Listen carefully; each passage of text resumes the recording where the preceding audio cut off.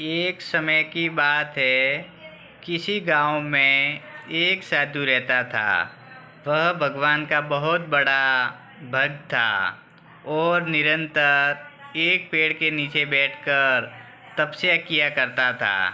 उसका भगवान पर अटूट विश्वास था और गांव वाले भी उसकी इज्जत करते थे। एक बार गांव में बहुत भीषण बाढ़ आ गई और चारों तरफ पानी ही पानी दिखाई देने लगा। सभी लोग अपनी जान बचाने के लिए ऊंचे स्थान की तरफ बढ़ने लगे। जब साधु ने लोगों ने देखा कि साधु महाराज अभी आप भी पेड़ के नीचे बैठे हो, भगवान का नाम जप रहे हो, तो उन्हें उस जगह छोड़ने की सलाह दी। साधु ने कहा, तुम लोग अपनी जान बचाओ, मुझे तो मेरा भगवान बचाएगा। धीरे धीरे पानी का स्तर बढ़ता गया और साधु पानी के कमरे तक आ गया। इतने में वहाँ से एक नाव गुजरी।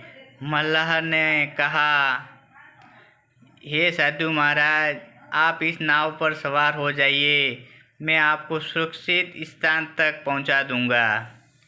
साधु बोले, नहीं, मुझे तुम्हारी मदद की आवश्यकता नहीं है, मुझे तो मेरा भगवान ही बचाएगा। साधु ने उत्तर दिया तो नाव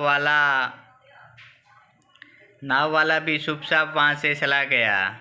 कुछ देर बाद बाढ़ और प्रचंड हो गई।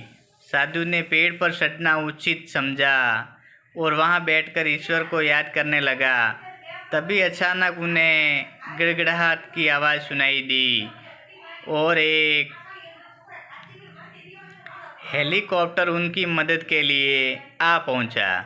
बचाव दल ने एक रस्सी लटकाई और साधु को उसे जोर से पकड़ने का आग्रह किया, पर साधु फिर बोला, मैं इसे नहीं पकड़ूंगा, मुझे तो मेरा भगवान बचाने आएगा। उनकी हट के आगे बचाव दल भी उन्हें लिए बगैर वहाँ से चला गया। कुछ ही देर में पेड़ बाढ़ की धारा में बह गया और साधु की मृत्यु हो गई। मरने के बाद साधु महाराज स्वर्ग पहुँचे और भगवान से बोले, हे प्रभु, मैंने तुम्हारी पूरी लगन के साथ आराधना की, तपस्या की, पर जब मैं पानी में डूबकर मर रहा था तब तुम मुझे बचाने नहीं आए, ऐसा क्यों प्रभु?